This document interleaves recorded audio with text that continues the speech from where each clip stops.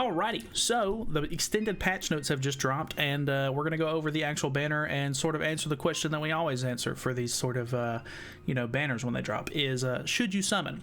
So just before we hop in, I do want to say we're trying to hit 6K subs by the end of the year. We're getting really close, actually, so if you want to subscribe, feel free to subscribe.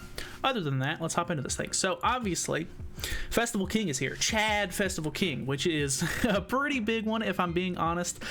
He has been an absolute beast on the JP and Korean versions of the game. I am going to go ahead and classify this one as probably a must summon.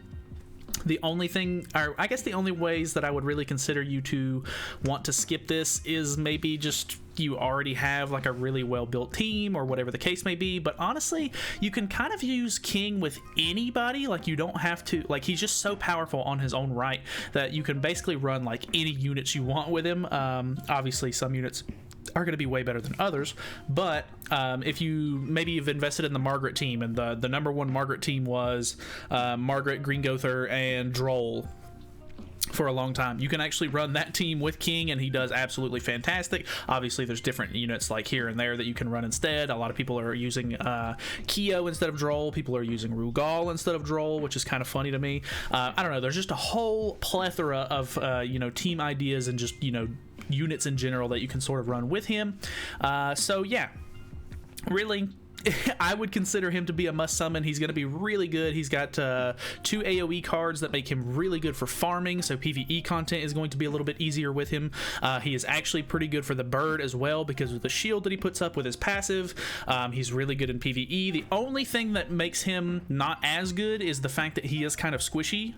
So he can be killed first turn in geared PvP, maybe even ungeared PvP if you're going against the right team. Maybe they out CC you, whatever the case may be, and they just have a lot of firepower like right out the gate turn 1. That is definitely a possibility, but for the most part, he is a very, very solid unit. If you can go first with him, putting up that shield, it's going to be almost impossible for them to beat through the thing and actually kill a unit at the same time. I'm not going to say it's impossible to get through the shield itself, but beating through the shield and killing a unit while you're all at full HP is going to be a real task. So he's absolutely insane. His buffs that he puts on are gray buffs, which I think is the biggest mistake that they did making the unit, honestly. If they would have just made it to where it was green buffs so that way you could remove them, that would have been fine, and you would have been able to have a little bit more counterplay with the unit, but they are gray. So if you don't know, gray buffs in the game cannot be removed. So his shield and everything like that is just on. Like, you cannot use a buff removal card or anything like that to get rid of it. So he's very, very strong. Not only is the unit itself really, really good, the banner is pretty stacked. They did a survey for us not too long ago. It was over 2 weeks ago at this point because they had to use the same banner for the JP and Korean version. So they pretty much just let the entire player base choose what other festival units they wanted to be on the banner. So it is a 900 mileage banner, just like all of the other festival units, but his banner, actually they're letting you choose Bon at the end of it as well if you don't want King, which is kind of funny because Bon actually gets demolished by King, which is a little interesting.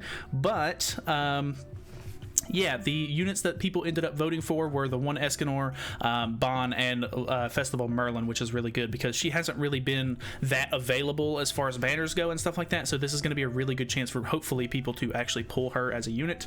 I think the only reason that those units won is because some of the newer units like Festival Gother, Cusack, and Margaret were not on the list. You could not vote for those characters. I don't think you could vote for Assault Meliodas or any of the Holy War Festival characters as well. So these were the units that ended up getting picked and won, and honestly it's a really solid lineup. The only one that I particularly don't want is the one Escanor, and it's just because I already have him maxed out because of some lucky festival unit or some lucky festival banner pulls in the past. So for me, he's already 6'6", which is a little bit unfortunate because he's a really, really good unit. It would feel really weird to just pull a copy of him and be like, okay, I don't need this, but it might happen. So Bon is honestly a really good unit if you can pull extra copies of him, so it's going to be very beneficial if you don't already have him 6'6". Merlin, I don't think that her ult really scales all that crazily, so I don't necessarily want to pull extra copies of Merlin herself just because I don't really use her in PvP already, and I just don't think that her ult is really going to do all that much for me if I upgrade it, but a little bit of extra CC is never going to hurt anybody. The new King obviously does have a pretty insane ultimate. It basically removes buffs from the enemy team, and it removes debuffs from your team, and it deals extra damage depending on how many buffs and debuffs were removed. So it scales exponentially, like a whole lot. For some reason they made the scaling on it absolutely terrible, and at 6/6 it does like 40% extra damage per debuff and buff removed, and then at 5/6 it's cut in half down to 20%, and then below that it's absolutely abysmal, which is really dumb. So it still ends up hitting really hard even if you don't have it completely maxed out, but you do want to pull extra copies of him if possible. I'm not the kind of player who really goes for multiple copies of the character. Normally on banners like this I end up just pulling until I can get the new character, and then I dip out of the banner. But for this one being as stacked as it is, I'm probably going to do a full rotation no matter what. So if you are watching this, you know, as it comes out or relatively soon after, I will be doing live summons on the YouTube channel. We've already got the live stream scheduled and everything like that. So if you want to, feel free to hop over whenever we go live and you can see me summon. So yeah, the other units in the banner are a couple of the coin shop units, which aren't honestly all that great, but they do have 2 of the archangels in here. So they have Ludociel and Sariel, which are really good units. Chandler is really good as well. A couple of the catastrophes, which are fine. You know, I don't have anything against any of these catastrophes. Red Lily is not really all that good, to be honest, but a lot of people like her as waifu material, I guess. Blue Mono can be pretty useful in certain situations because she's a really good PvE unit because of her passive.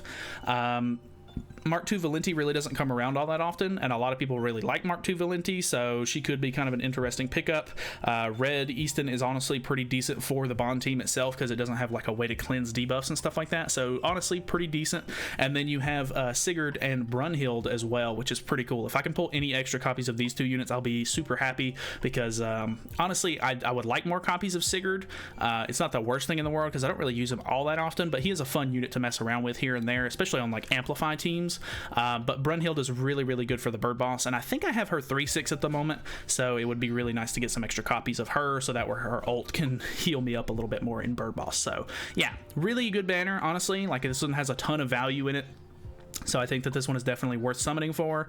They are going to be doing a Platinum Coin Shop exchange, so these are the units that are going to be available in the coin shop if you pull extra festival units that you don't need. So say you already have your Escanor 6/6 like I do, if you pull extra copies of him, depending on how many you have or, you know, how many you pull, whatever the case may be, you can exchange those for other festival units. So that is honestly really nice. So that is pretty much it. They are giving out a free multi's worth by doing these special missions and stuff like that, or you can buy them in the shop. But yeah, make sure that you're summoning on this banner if you want to, because it is honestly going to be a really good one. I don't normally say any of the banners are like a must summon, but this guy is going to be a really good unit, I've got to say. So I know that festival units can be a little bit iffy here and there because you do have to invest quite a bit into them. Obviously, you know, you got to go to the 900 mark at the very most to get 1 copy of the character, which can be a pain. Especially if you're free to play, and buying the costumes and stuff like that is always kind of a hindrance. So I don't know what to tell you. It's honestly a really good like banner itself, and the unit is pretty ridiculous, so I would say definitely summon. That's it from me. Hopefully you guys enjoyed the video. Thank you guys so much for watching. If you want to subscribe, like I said, we are trying to hit 6K. Feel free to. I've got a lot of more content coming. I pretty much post every single day. So that is it from me. I will see you guys in the next one.